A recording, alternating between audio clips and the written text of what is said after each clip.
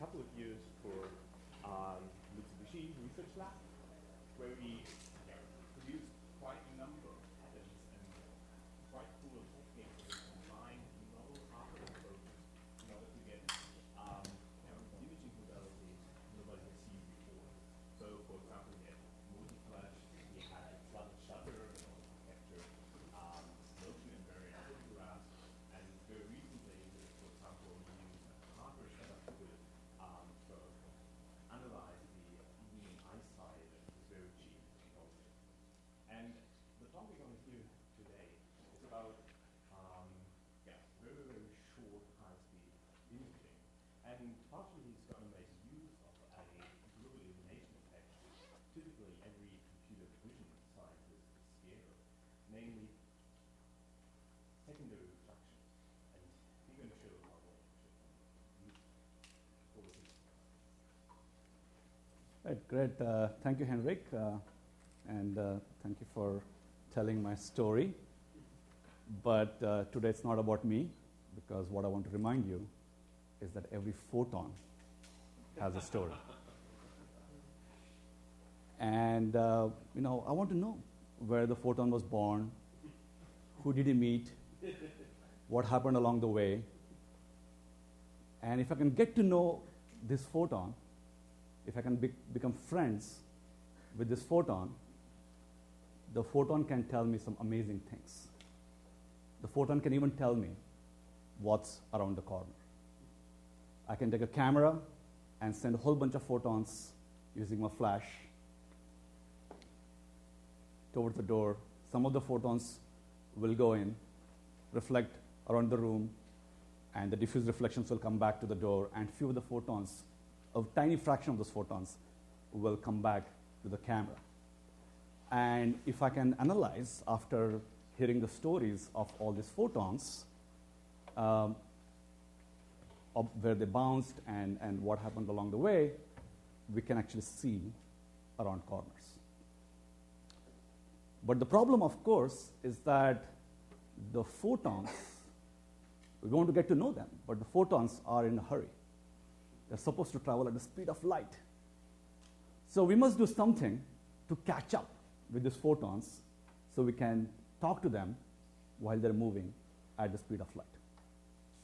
So to deal with that, we are proposing femto-photography, where we use a camera that runs at not 1 million, not 1 billion, but 1 trillion frames per second.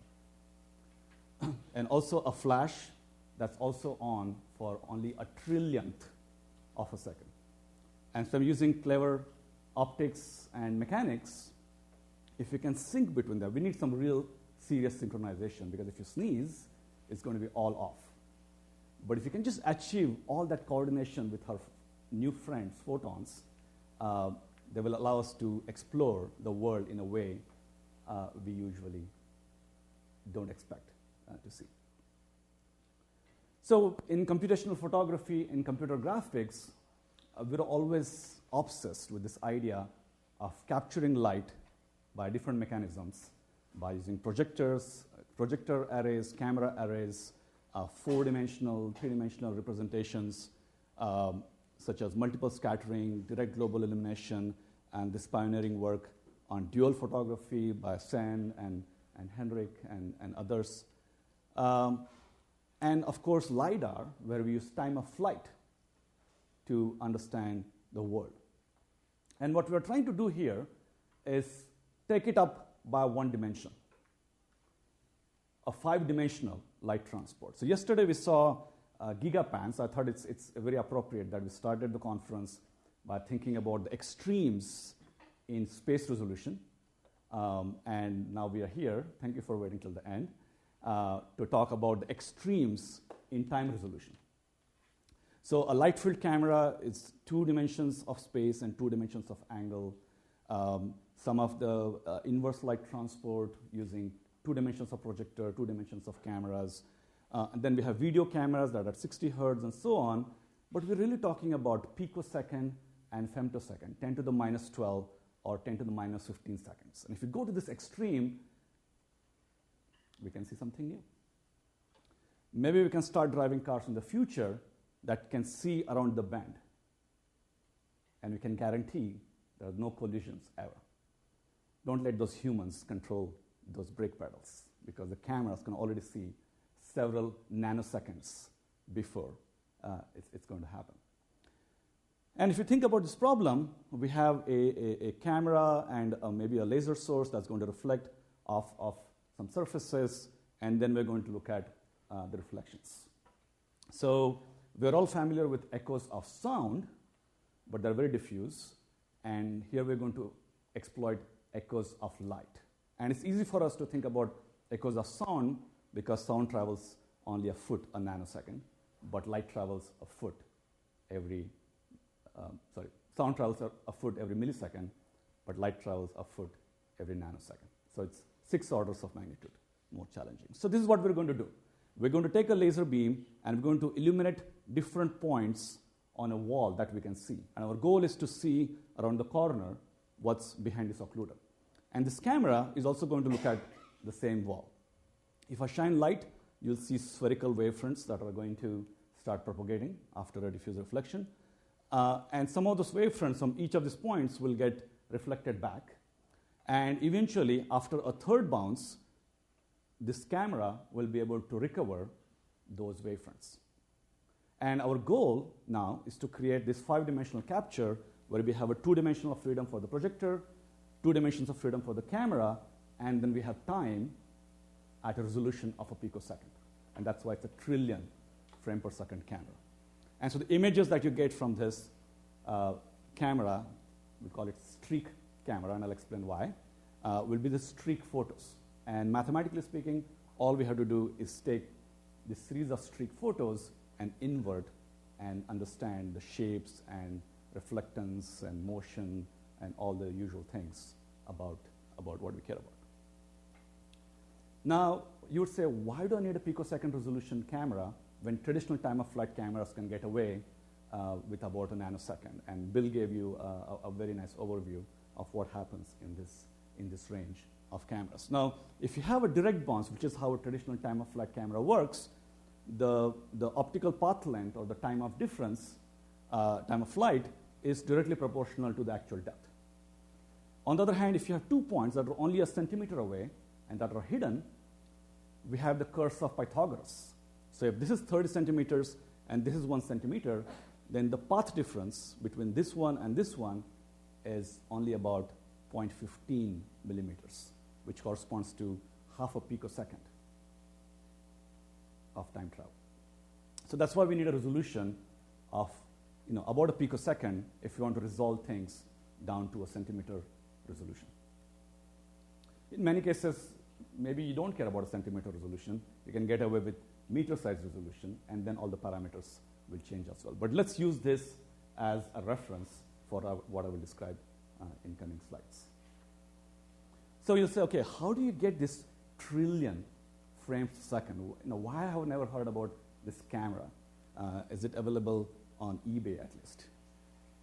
It's not. At the same time, a camera called streak camera is available for people in biological and chemical sciences, where they look at very tiny samples, centimeter-sized samples, and look at molecular interactions or fluorescence, and usually irreversible events at picosecond resolution. And so the streak cameras do exist, highly specialized. Now, the way they work is exactly opposite of an oscilloscope. In an oscilloscope, you have the electron gun, electrons go out, they're deflected by the electromagnets, they hit the photocathode, and the photons go out. Here, it's opposite. Light comes in, hits the photocathode, electrons are emitted, they're deflected, and earlier photons will go to the top, and later photons will go at the bottom. And that's how a single point in the world is going to create a vertical streak in the image. And because the laser is very accurate in sending out a pulse and triggering this streak camera, you can send out multiple pulses and still be able to recover a sharp photo. So it's basically a periodic phenomena, but the period is extremely short. It's only about 30 nanoseconds.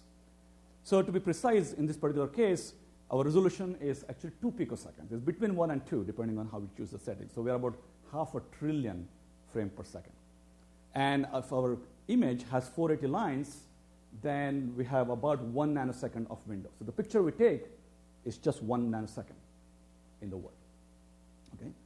So what happens when you take a picture with such a fast camera? So imagine you walk into a room, okay, and you have a camera that's already placed, and you turn on the switch. The bulb sends wavefronts in every direction.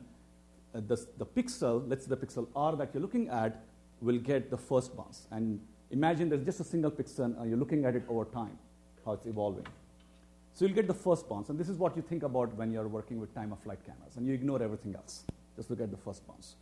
But what you will notice is that the wavefront will hit some other parts in the room, and you'll get a second bounce at the same pixel R, and you will notice that as well. There's nothing in between. And then soon, some other bounces, like the third bounce, will start arriving, and so on, and you'll get this trail-off of continuous signal.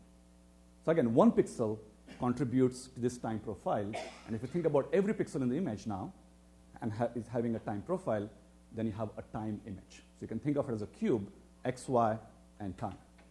Now, as I said, the streak camera actually maps a single row in the world and stretches it in time. So at any given instant, you just think about just the central horizontal line of the camera that's been captured. Everything else is ignored, but it's just stretched in time. So it's basically a 1D camera, and the second dimension is time. So how does a picture from a streak camera look like? So here you have 640 pixels, just an ordinary camera, but it's again stretched in time, and each row here has a resolution of roughly 2 picoseconds. And the picture that I showed you here, this time profile, would appear along a vertical line. That's the time profile for a single point in the world. So if you have this representation with you, you'll be able to follow the examples I'm going to show you. So here's our setup. We have a trillionth of a second duration laser source that comes through some optics. It's on a galvanometer. It shines light on the wall. There's something that's hidden and occluded. Light from that reflects back to the wall, and many of those photons come back to our extremely high-speed camera. Now, the pictures from that in a raw format are already interesting. So if you just, this is our camera, we are moving, making a motion in the hidden parts, you can already see the streaks that are being received by motion in the hidden part. They're very noisy, and you can't really make any sense out of the streaks. But again, we can invert and compute the shapes and reflectance of things that are beyond the line of sight. So hopefully this video already convinces you that it's possible to see echoes of light. Okay? And for those of you who are familiar with rendering equation or the light transport equation, the light field at any patch I is just the emissive patch, and it's related by the remaining light field through its own albedo. But the impulse response is 5-dimensional. As I said, 2 for camera, 2 for projector, and 1 for time. And we must modify this rendering equation, or a light field equation, by including the time difference introduced because of the distance between the 2 patches. And that's what makes this equation nonlinear and the inversion more challenging. So here's a kind of a summary of what would happen. We would start with a scene that has some hidden elements. We would use a fast camera and a flash, a laser that illuminates only one point at a time. We get some raw images that you saw when the hand was moving. We're going to recover some information out of that, and then we use some new light transport models and inference algorithms to recover not just the geometry, but photographs and reflectances and so on, a lot more than what I'm showing here in the next few minutes. Okay, so why is it so challenging, and why has it taken us more than 3 years to get to where we are? This is a very long and ambitious and crazy project. The cost, the laser and the camera, they cost about $250,000 right now. Okay? And you'll be shocked, but if you think about it, the flatbed scanner in the 1980s would also cost about $250,000. And now we have it for $100 in our office. So there is some hope there. And in addition, just the synchronization between such cameras and lasers and all the other optical hardware makes it extremely expensive, about $1 million. The signal-to-noise ratio is the first question. I mean, how much light are you going to get back after bouncing 3 or more times? And it's true. If I just give you some quick calculations, the pulse is repeating, the laser is repeating every 13 nanoseconds, or actually 13.3. And our exposure time for our CCD camera is about 100 milliseconds. So in 100 milliseconds, the pulse has already repeated about 7.5 million times. So we're going to shine the pulse, take a picture, shine a pulse, take a picture, and record all those photons. And at the end of 100 milliseconds, we have one picture in which, again, we already have 7.5 million readings. And we take 60 such photos to improve the SNR. So in the end, we have taken about 45 million readings of this picture. And that's how we can overcome some of the SNR issues. Unfortunately, the attenuation after bouncing around is roughly 10 to the minus 9. So if you send 1 watt of energy, you'll get back a nanowatt back. And the sensor quantum efficiency is only about 3%, which means that at every pixel, for every pulse, we get 1/10 of a photon. That means after about 10 pulses, there's a chance that we have 1 photon. So the SNR is a big challenge, and there are various schemes, as you can imagine, to overcome, but this is just the raw numbers. And the invertibility is still extremely challenging. If you express the equation in the way I described earlier, it's nonlinear, but you can use some transforms and exploit sparsity and natural scene priors to overcome many of these challenges. So for this crazy long-term project, we have great collaborators, and the equipment, the $250,000 cameras and $250,000 lasers are in collaboration with Professor Bhavandi in the chemistry department. And many of our group members are here. Andreas, Rohit, Othkris, Nikhil are all here in the audience. So hopefully they can tell you more.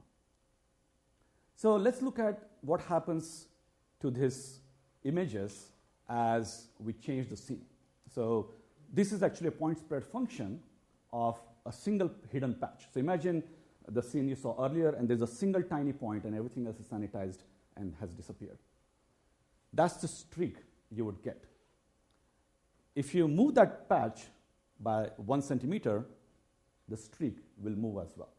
And if you move it again, it will go to a different position.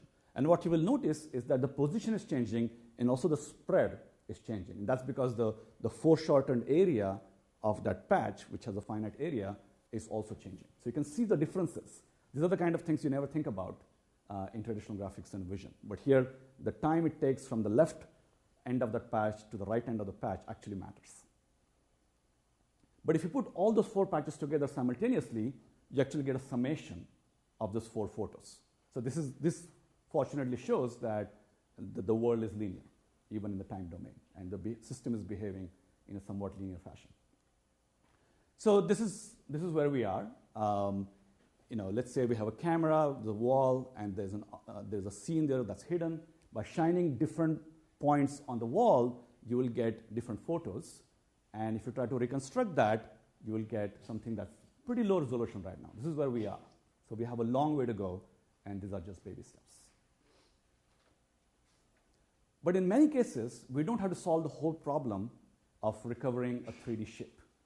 We can get away with easier problems. So in a rescue and planning situation, we might be able to just shine lasers through open doors and windows to look for survivors. And if I just look at successive images, if there's an emotion, those streak photos will change as well. And so Rohit Pandarkar and others, we have a CVPR paper that shows how we can detect motion beyond line of sight, and that we can do today. And in this case, we recover not just the motion, but also the size and velocity of the objects. But you can also imagine endoscopes that cannot reach tight spaces inside the body, can exploit arteries or other cavities as first-bound surfaces to look deep inside our body. Of course, this naturally will mean that we have to deal with participating media and other volumetric effects. So more research problems for you there. So again, long way to go there. Or for cardioscopy to look inside the heart. Now, in terms of light transport, as I said, we have a lot of obsession on understanding how photons are going to one place or another. But so far, we had no chance to become friendly with these photons. And we were just capturing them, letting them fall on our sensors, and then use computational chauvinism to figure out if there is something we can recover, something we can understand about the scene. So nevertheless, we made a lot of progress over the last 20 or 30 years. Things like separating direct and global separation. This is a single photo, and if you use the appropriate high-frequency illumination, then just from two or a few photos, you can separate or decompose this photo into something that's the first bounce, direct reflection, versus everything else, all the later bounces, which is commonly known as the global illumination component. So it's a very powerful method to go from a single photo to decomposed into direct and global component. And you can already see some interesting things here, right? So if you look at the corner of this room, the first bounce is somewhat uniform, but the global illumination is mostly in the corner because the interreflections are taking place in the corner. If you look at a scene like this cup with milky water in it, then there's almost no direct reflection, and all the interreflections are captured in the second component. The interreflections among these objects here, the candle here, or marble, which has a different appearance in the direct version versus what you see in the global. So this is what you can do by playing with high-frequency illumination. But what about playing with high-speed flashes in time? Not in space, but in time. We can observe many of these things directly now using a trillion frame per second camera. So I'm going to show you a video here. And this is captured with a trillion frames per second. Any guesses what this object is? A bottle. And what you will notice is that you can actually see the pulse as it's traveling through milky water inside this bottle. You see all the reflections, all the wavefronts. It hits the cap of the bottle and boom, diffuses all over the place. There's also a lensing effect, so you see some light coming here, and you see the wavefronts going in the back. If you just overlay with a photo that's taken from a nearby viewpoint, just to give you context, then you can see what's going on.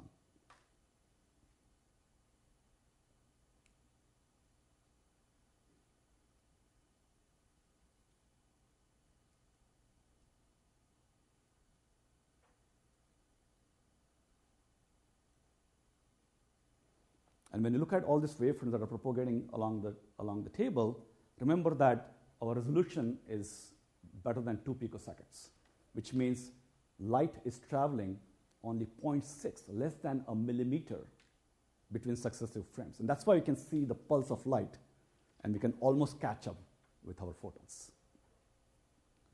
Okay, let's look at one more examples. Tell me what the scene is here.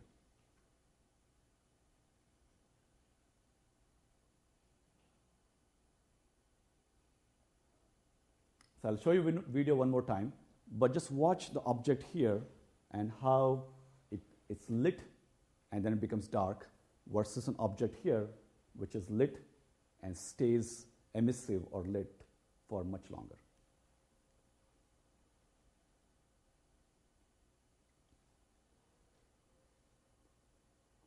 So it's an object, it was lit, it's dark again, you see the wavefronts going, but this one remains emissive for a long time.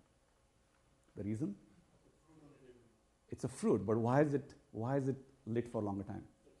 Because of subsurface scattering. But we can see it directly without having to worry about being clever about high-frequency illumination. So again, superimposing a fruit photo, just to give you context. Light comes in, It reflects off of this shiny metal. The reference go. They again hit. In this case, it's actually a tomato, which has even more scattering, and the ripples go away.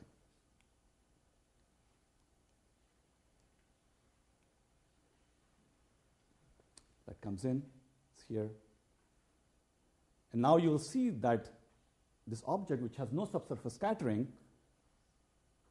has direct bounces, but no subscattered bounces. And all the interreflections are directly visible as well. So, and finally, you can start playing with some color effects. By the way, these results are very, very fresh. Andreas Welten and Everett Lawson from our group captured it in less than 2 weeks ago. So this is pretty much the first time we ourselves are looking at it more carefully. And then you can just do simple color coding for timing or intensity and so on.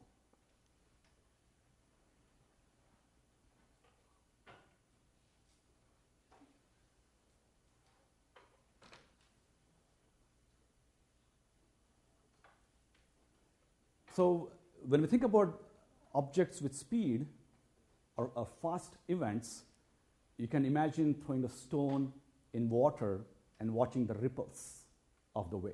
We can visualize that. If you think about sound, which is traveling only a foot a millisecond, we are not able to appreciate how the sound is propagating through space because we have a point sample. We're just sampling at a point. But the project that we saw from Professor Ramani's group, they're able to visualize sound with phenomena.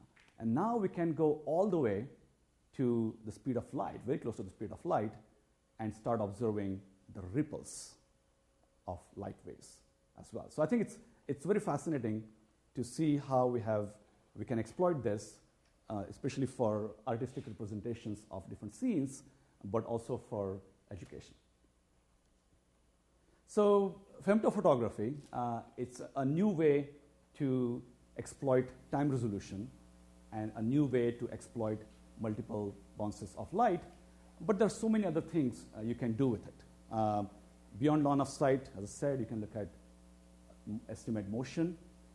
We can sense materials, and we can do volumetric effects, and I'll be happy to talk to you how we do that. The inversion is very challenging, but we can use many of the methods we know from computer vision and scene understanding and apply here. But again, we have to basically invent a whole new set of techniques to deal with it. Many of the measurements are redundant, so you can think about compressive or adaptive measurements, come up with new noise models. And instead of shining one spot at a time, we can think about coming up with clever ways to illuminate the scene by coding in time or wavelength and using fancier hardware and electronics. We are right now exploring tabletop environments, but you can imagine different form factors such as an endoscopy, using for OCT that we were talking about yesterday, room size, or even outdoors and underwater. And applications in computer vision and medical imaging, biochemistry, where the phenomena were looked at only at very tiny and close-up scales. Now we can scale out and look in different dimensions of time and space. And of course, I think it has a lot of implications in art and education. Imagine all the optical phenomena that you have seen and you would like to understand. Now we can see the propagation of light waves through direct visualization. So, this talk is really an excuse because, as you can see, we have very few results to show right now, but we have a lot of the underlying principles and underlying hardware. We have made progress on those aspects. So, we really are excited about collecting this data, and we are going to make it available publicly, so you can play with these extremely high-speed images.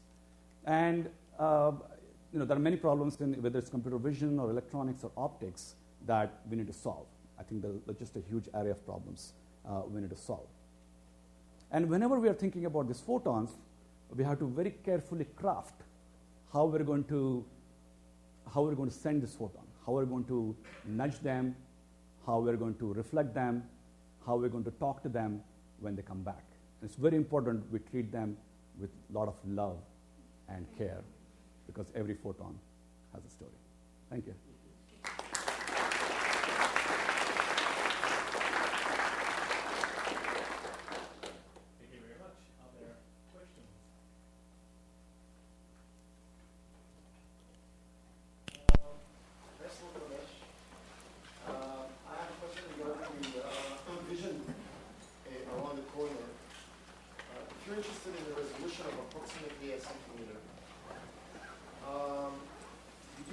using sound rather than light, because you can use microphones and more down-to-earth budgets, and send the pulse, get the echoes, and otherwise listen for that third echo. And 1 centimeter resolution will probably not be any problem for sound. And it will propagate through participating video without any problem. So did you consider this as well? So yeah, sound seems very tempting because it travels so slow. So you can build very cheaper capture mechanisms. Unfortunately, the wavelengths are much larger, especially in the audible range, several meters. And so it's very difficult to build equipment that's going to have. Yeah, and as you start going in frequencies, it's very difficult to use them in free space. As you know, in ultrasound, you must make the impedance match is very critical, especially by using gel. So you cannot use ultrasound in free space.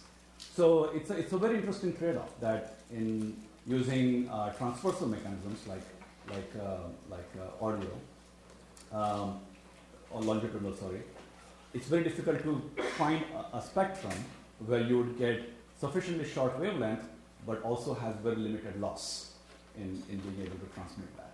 And so we're exploring this in the underwater scenario, where ultrasound does work pretty well. Nevertheless, the wavelengths are still pretty large, and it's very difficult to focus audio to dimensions that we care about. But again, it remains a good area of research.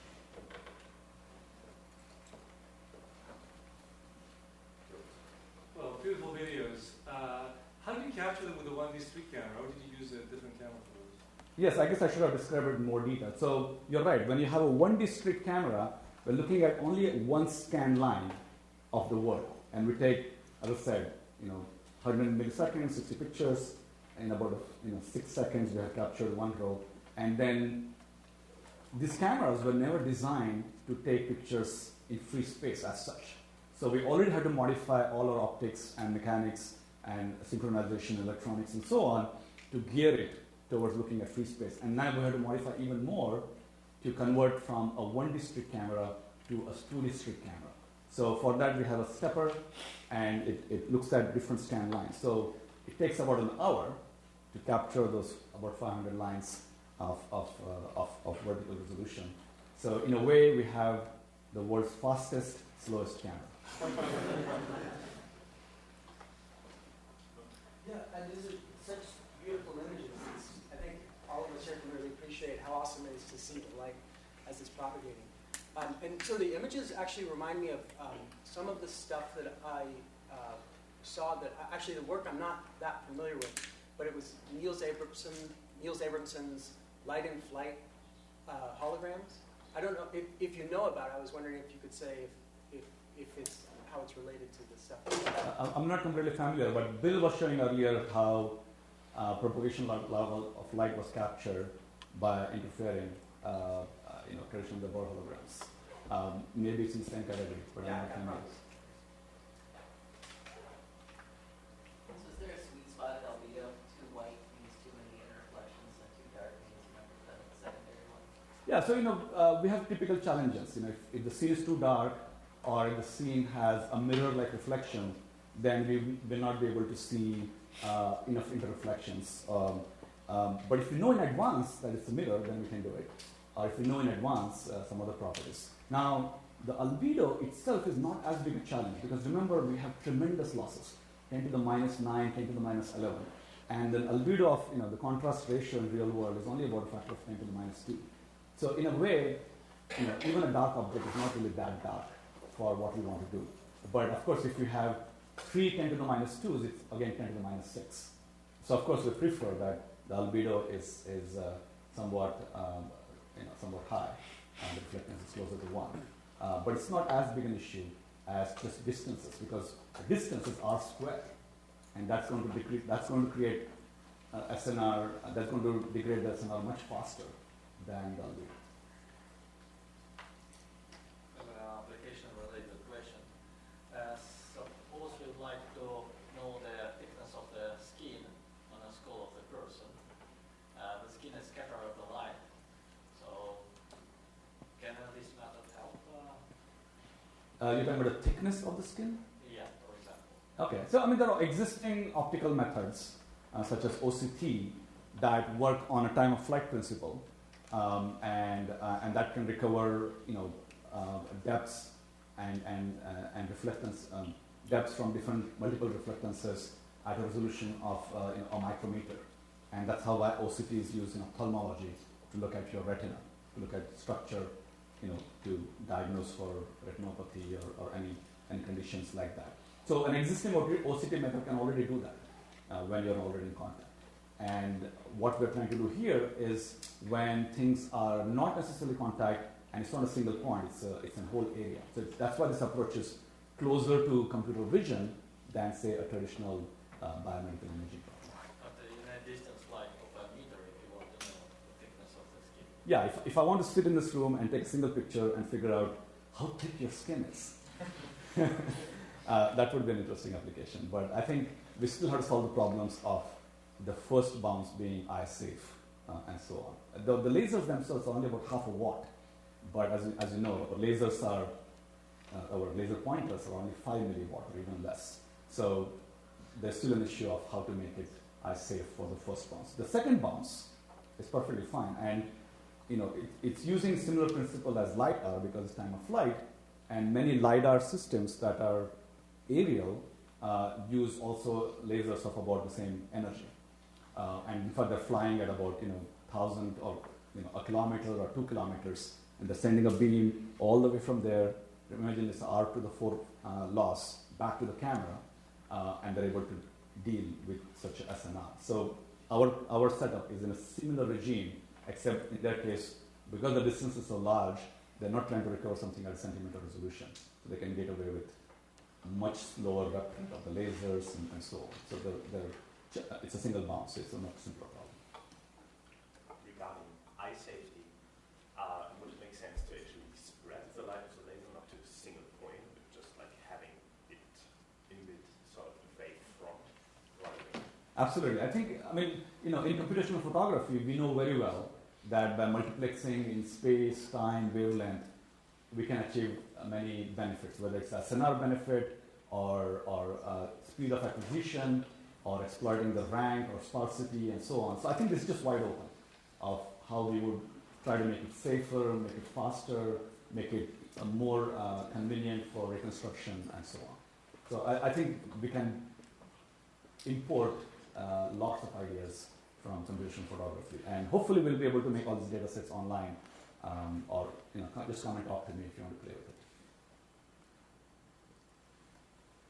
How much control do you have over ambient light right now? So it's done in a dark room, but again, ambient light doesn't play that big a role because remember we're looking at picosecond duration and so on. But nevertheless, that's the standard practice to just do things in dark conditions. And again, this aerial LiDARs that I was talking about use all the traditional techniques of cutting off in wavelength and notch filters so that they can improve this SNR in presence of background or ambient illumination. So it's not that big an issue.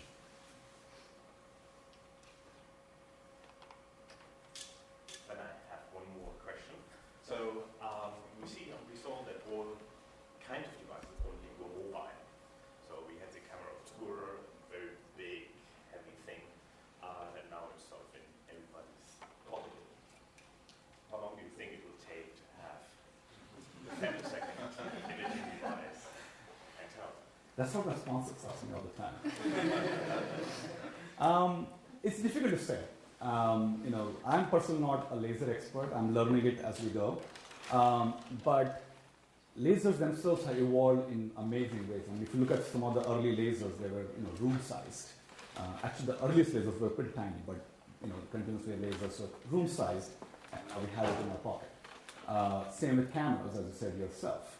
So there's nothing fundamental here that prevents it from making it tinier. There is no space bandwidth issue that you must have a large aperture, or there's no triangulation issue that you must have a baseline between your source and your camera. So there are no fundamental restrictions to shrink this to something that could be in this form factor. But I think it's difficult to make a guess of how long things like this take. But nevertheless, things like OCT that we described earlier could become available in very small form factors, and then we will be able to see pretty deep inside our bodies. But still, these are I would say direct images that can only see things where we can penetrate.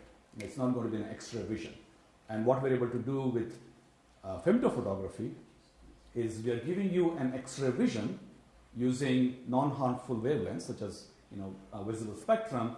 But instead of going through the problem, we're going around the problem. We're exploiting the multiple bounces as opposed to using high energy photons. So I think that philosophy of really exploiting the computation to extract as much information as we can through novel optical mechanism is what really inspires me to think about these problems. Are there more questions? Otherwise, that was it. One last one for you. What was a major difficulty they had to overcome with all the synchronization throughout the system? Pulsing laser, that sort of thing? The major challenge was to just convince people that this is actually possible. And I started this project even before I joined MIT, and I wrote this down, and my collaborator with James Davis was very interested in time images, and I was interested in ultra-fast imaging. And then I talked to people all over the world about what would you do if we have can you give us apparatus that will allow us to image things at such a speed? And I wrote down a whole document and postulated all different ways we can use it. But there were two responses. One was using such lasers and street cameras in free space. That's just crazy. Nobody shoots it around in a room, right? It's always looked at at samples. And the second question often I got was, why do it? Nobody's asking you to look around corners. There's no funding agency coming to talk to you. There's no commercial application that's begging to be solved. And so in the beginning, it was I was basically thrown out and not taken very seriously. And even now, as you can see, after a lot of effort, we are still struggling to get images that are better than few tens of pixels by few tens of pixels. So synchronization. I have an amazing scientist in my group, Andreas Walton, and he's just magical, and he has an intuition of how a lot of these things work. Remember, this hardware, a lot of this hardware was not used in this combination in the way we are using it. And we are graphics vision people. We are not lasers or physics experts. So it has been a big challenge to get an intuition of how to get this up and running. And of course, huge problems on the mathematical side, on the computational side, of how to exploit the data to get something meaningful out of it.